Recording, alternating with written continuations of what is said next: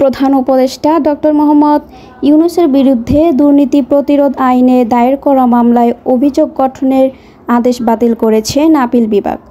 সেই সঙ্গে প্রধান উপদেষ্টা হওয়ার পর তড়িঘড়ি করে দুদকের এমন পদক্ষেপ সঠিক ছিল না বলেও মন্তব্য করেছেন আদালত। বুধবার 23 এপ্রিল প্রধান বিচারপতি ডক্টর সৈয়দ রেফাত আহমেদের নেতৃত্বাধীন 4 সদস্যের আপিল বিভাগ এই রায় দেন। তখন সঠিক সময় করে তখন আপনারা জানেন মহামান্য অ্যাপিলেট ডিভিশন বলল তোমাদের মামলা তো নাই, আমরা কোন মামলা বাতিল করব, তোমাদের মামলা তো প্রত্যাহার হয়ে গিয়েছে। তখন আমরা কোর্টকে বললাম মামলা প্রত্যাহার হয় নাই, আইনত মামলা প্রত্যাহার হয় নাই, কারণ হাইকোর্টের থেকে অ্যাপিলেট ডিভিশনে আমার এই আপিল করার কনস্টিটিউশন রাইট এবং সুপ্রিম কোর্ট রুলস অনুযায়ী আমরা যে আপিল করার রাইট আছে, নির্দিষ্ট সময়ে আপিল করছি, নিম্ন আদালত কখনো এই মামলা প্রত্যাহার করতে পারে না। এই প্রত্যাহারটা একটা ষড়যন্ত্রমূলক ছিল, তাই অবৈধ এবং ষড়যন্ত্রমূলক ছিল। এইটার উপরে আমাদের দীর্ঘ শুনানি হলো। দীর্ঘ শুনানি হওয়ার পর মহামান্য সুপ্রিম কোর্ট সেখানে তারা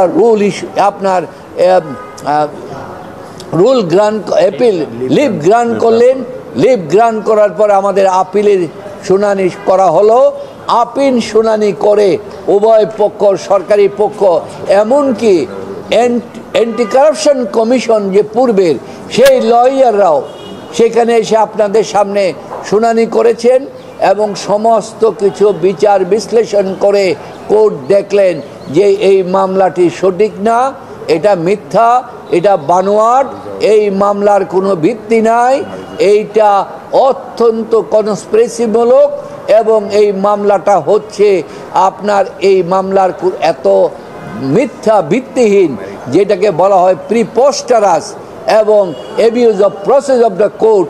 এই কারণ বিবেচনা করে মহামান্য সুপ্রিম কোর্ট আনএনিমাসলি, কোনো ডিভিশন নাই, সবাই একমত হয়ে আজকে সিদ্ধান্ত দিলেন, রায় ঘোষণা করলেন যে নিম্ন হাইকোর্টের আদেশটি স্যাটিসফাইড করা হলো এবং এই মামলাটিকে আপিল অ্যালাউ করে এই মামলাটিকে কোয়াশমেন্ট অ্যালাউ করলো এবং অ্যালাউ করে আজকে সত্যের বিজয় হলো এবং আইনের মাধ্যমে এই মামলা থেকে ডক্টর মোহাম্মদ ইউনূস সহ বাকি যারা 7 জন আছেন সবাইকে এই মামলা থেকে খালাস দিয়েছেন।